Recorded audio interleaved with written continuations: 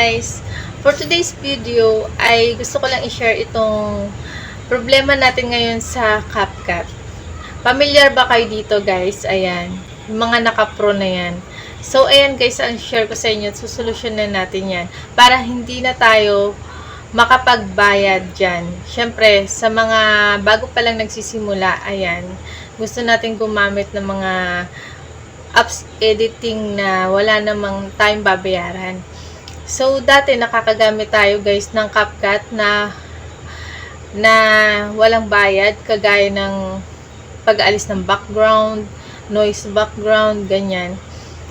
Ay wala siyang bayad dati. Nagagamit ko pa siya dati ng walang bayad. Pero ngayon, hindi rin naman ako nagamit ng may bayad guys kasi syempre, nagtitipid tayo at saka gusto ko lang din makapag-share ng libre. Ayan. Ito na ngayon kasi ang CapCut guys. Lahat mga naka-pro na. Ayan. Pati mga effects na ginagamit natin dati, mga naka-pro na rin. Ayan. So, gusto ko lang i-share sa inyo kung paano natin gagamitin ang CapCut guys na wala tayong babayaran as in.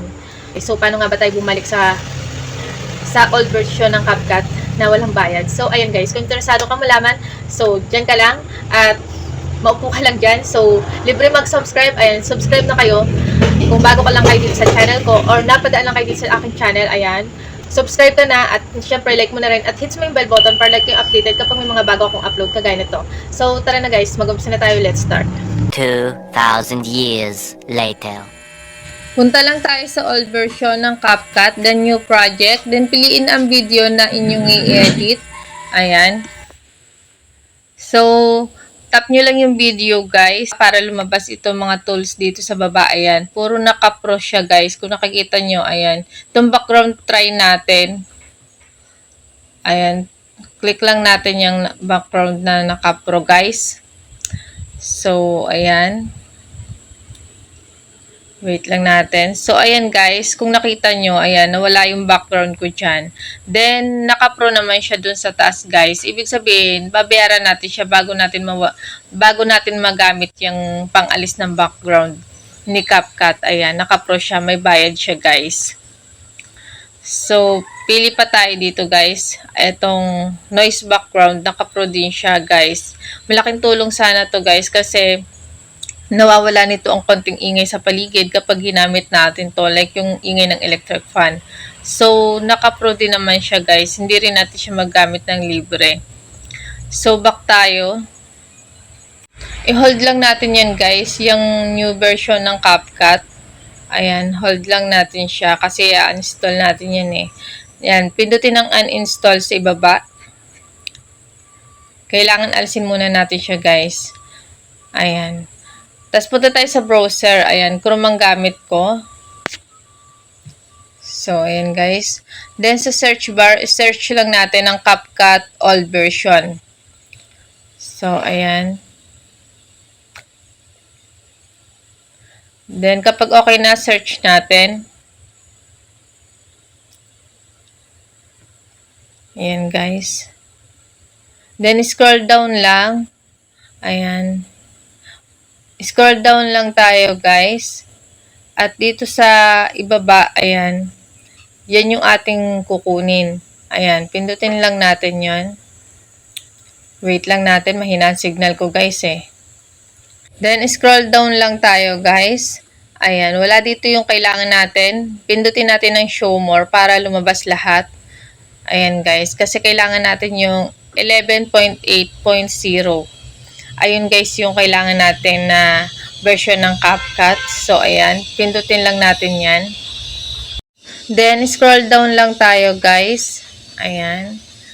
Then, dyan sa pinakang ibaba, ayan guys. So, pindutin lang natin yan para mag-download. Ayan. Click lang natin yan. So, ayan. Then, pindutin natin ang details sa taas para makita natin tong ating dina-download. Ayan guys. So, wait lang natin. I-forward ko na tong part na to guys para hindi na tayo matagalan. Ayan. Install lang naman yan. So, ayan guys. Kapag okay na, pindutin lang natin yan guys. And pindutin natin ang install.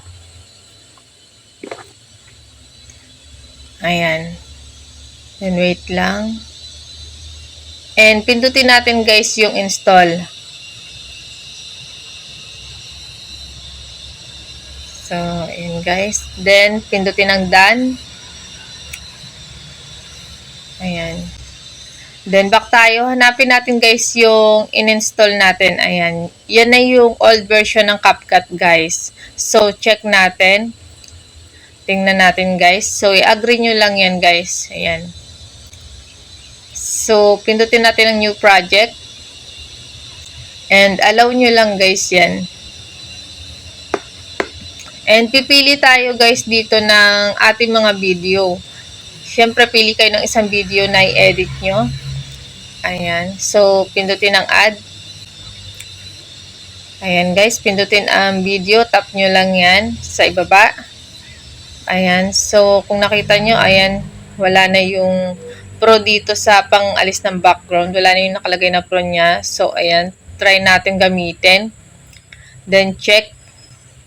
So, tingnan nyo sa itaas guys kung ano,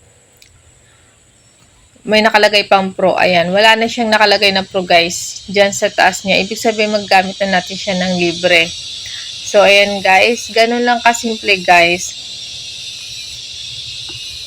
Then, punta naman tayo dito sa noise background. Ayan. Hanapin lang natin dito sa baba. Ayan guys. So, eto. Pindutin natin yan. Then, i-on lang natin yan guys. Maganda rin kasing meron yan kasi nakawala siya ng kaunting ingay. Ayan. Nababawasan yung ingay sa paligid. So, ayan guys, wala na rin pro sa taas. Libre na rin natin siya magagamit. Ganun lang guys kasimple. Ayun lang guys. Sana nakatulong sa inyo ang video ito. And kung may katanungan man kayo guys, please comment down below. And syempre, huwag kalimutan mag-like, share, and subscribe. Ayan guys. So, kita-kits na lang ulit tayo sa sunod kong video. Maraming salamat sa panonood. Bye-bye!